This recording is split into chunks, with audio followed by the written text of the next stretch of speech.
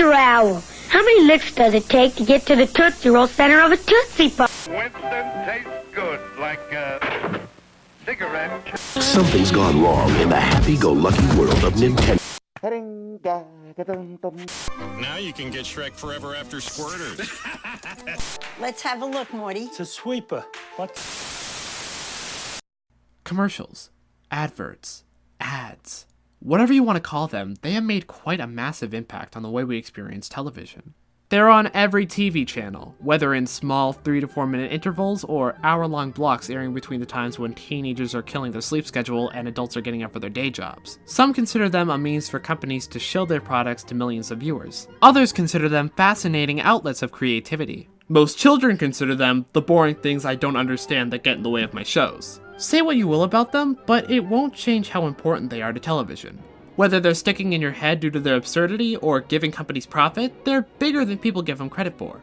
Without commercials, your favorite channels wouldn't get financial support from other companies trying to promote their products. Additionally, they're one of the main reasons some people even tune into the Super Bowl, and they're most likely to be studied and released by tape archivers searching for a blast from the past.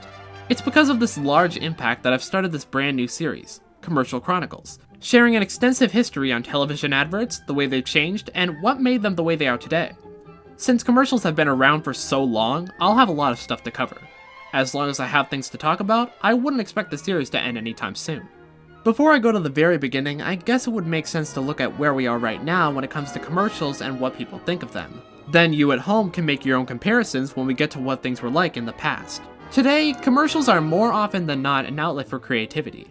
Many companies use big budgets and wacky ideas to get people interested in what they're watching, as well as doing what they can to stick their product in the consumer's head so they can consider giving them profit in the future. I'd say it's more effective than what was more commonplace with adverts back in earlier times, but I have often found concern in how much more of a focus they put on the wacky gags than the actual product. I know it's to keep people hooked so they won't just ignore it, but, for example, how often do you see a Geico ad telling their audiences what benefits they have over other insurers? Or do you not remember what they said about the insurance and just remember the camel wandering through an office building?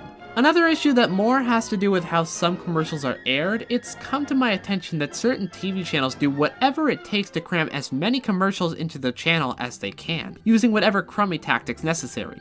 These tactics include speeding up reruns ever so slightly, and making some shows run off the clock, where a show is aired at an irregular time, to fit an extra batch of commercials in. It's such a crummy practice, and it really highlights how greedy some networks are. Now that we know what's going on in present day, I guess it's time to go all the way back to the 1930s. I'm very excited to begin sharing the history of televised commercials, along with the occasional help of friend and commercial enthusiast President Squidward. I'll be going as in-depth as I possibly can about every subject and time period in this vast topic, with new videos coming out on Sundays. I'm not going to specify every Sunday, but if there's ever going to be a new episode, it'll be on a Sunday. The journey begins on September 23rd, so I hope to see you then.